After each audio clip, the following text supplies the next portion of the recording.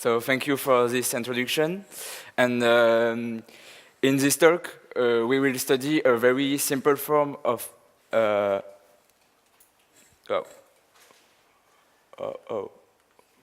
okay.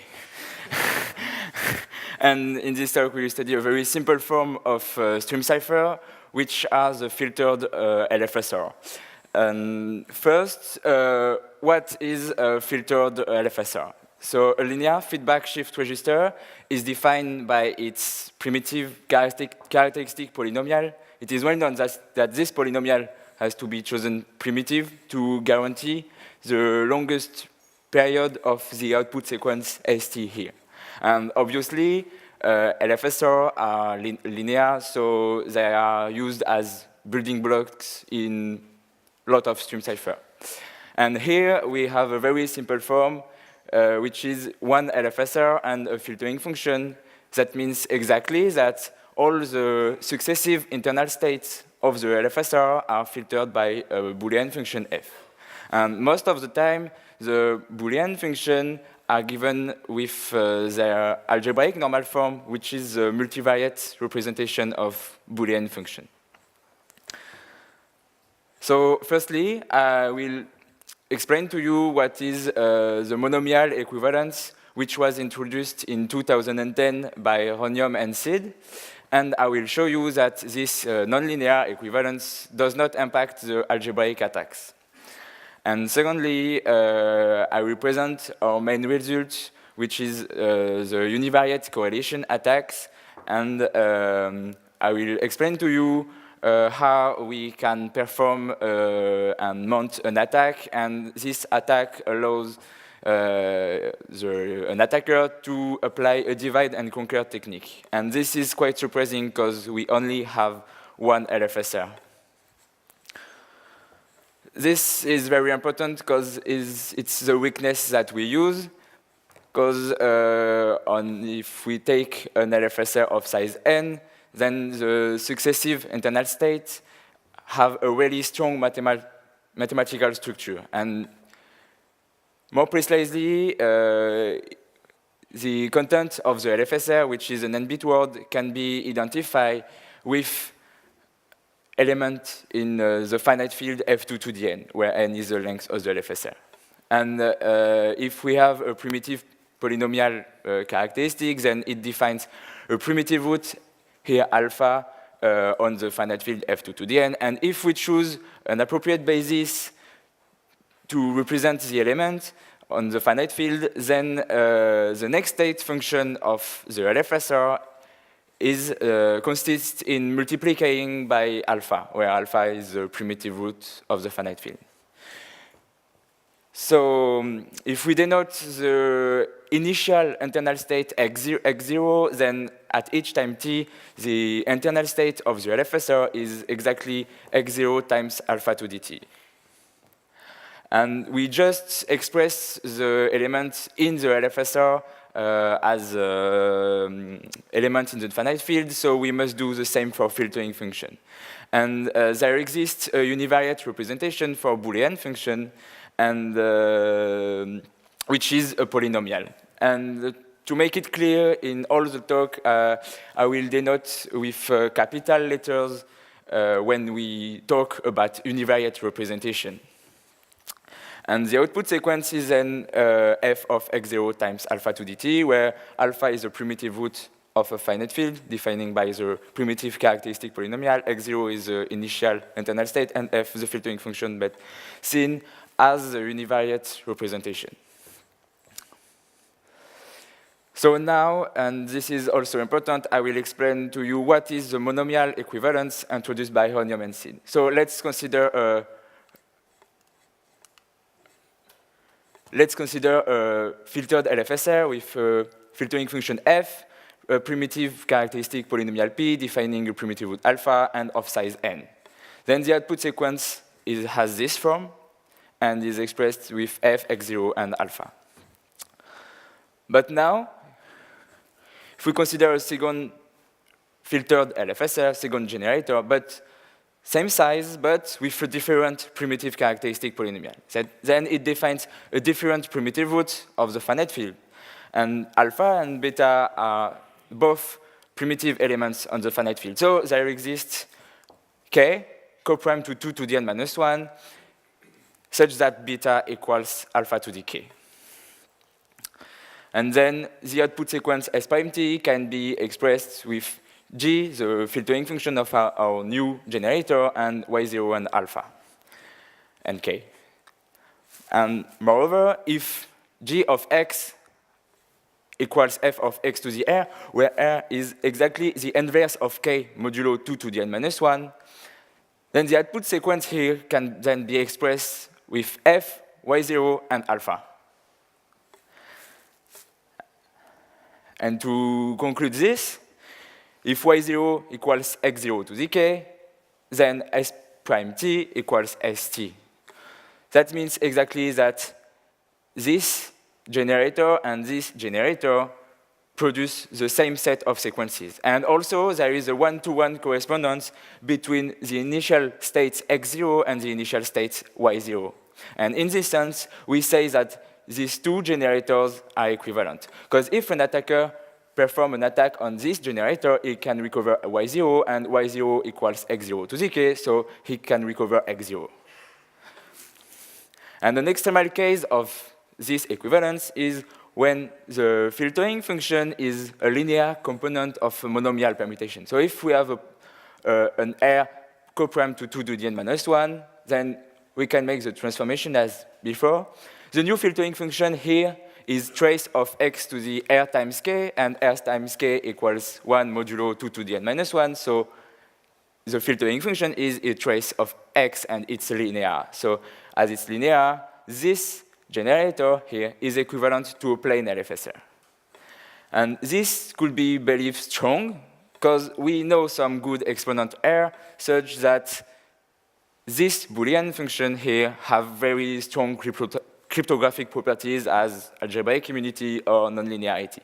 But in fact, this generator is equivalent to a plane LFSR, which is very not secure, because the linear complexity of this generator is exactly n. And as there is this equivalence, if we want to evaluate the complexity of a filtered LFSR, then we must take into account all generators in the equivalence class, because an attacker will choose the weakest generator and then perform an attack, and then he could recover some initial state x0 to the k, and he could recover x0.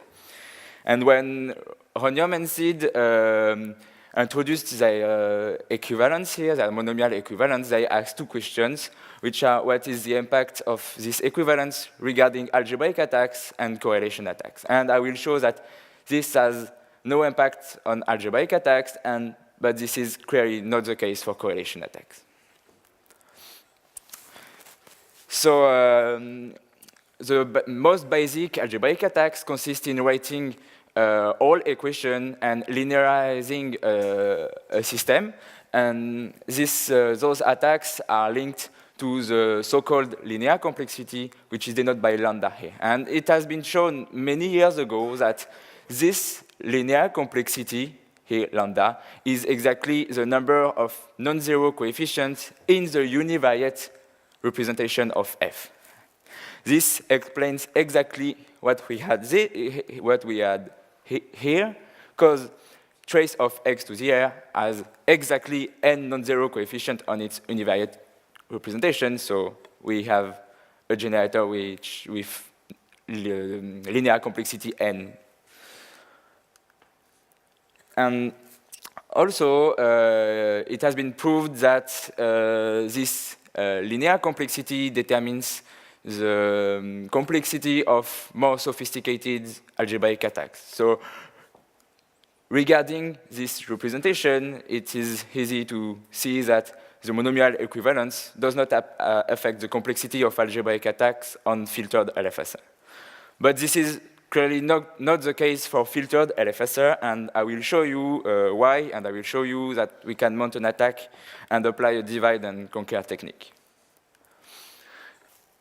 Let's here recall the principle of correlation attack. So correlation attack was first introduced by Siegenthalers, but on a different class of generators.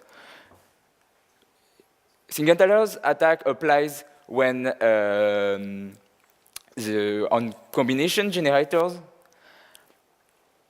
and the internal state here consists in several separate registers. And Siegenthaler's attack allows an attacker to recover the internal state, the initial state of each LFSR, but independently, and in this way, it's a divide and conquer technique. But now, here, we have only one LFSR, and there is no way to split the state and then recover a part of the state, and then another part of the state, and another part of the state, because there is just one state. So the only correlation attack which works on filter generators, filter LFSR, is the fast correlation attack, which is an improvement of classical correlation attack.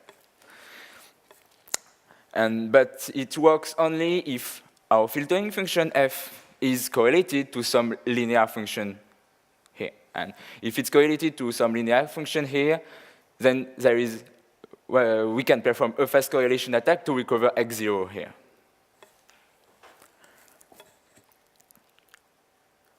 And in this sense, in this context with the monomial equivalence, we can do better, and we could generalize this.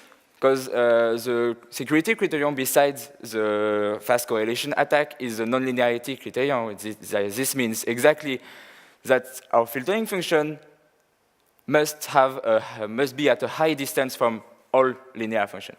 But here, if we have a function g of this form, a linear component of a monomial permutation with a k coprime to 2 to the n-1, then this generator here is equivalent to this generator here. So we can perform a fast correlation attack here, and then recover x0 to the k, and then recover x0, because we know k.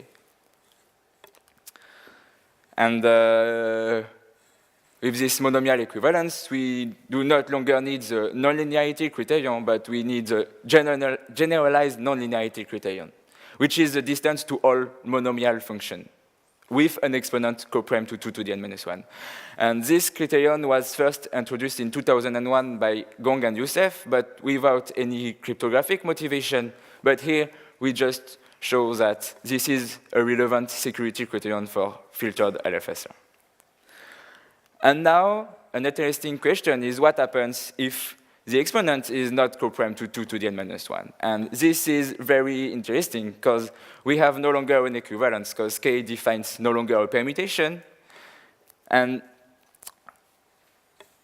in fact, we could perform an attack. With k not coprime to 2 to the n-1, we still could perform an attack, and we still recover some information, and also we can apply a divide and conquer technique.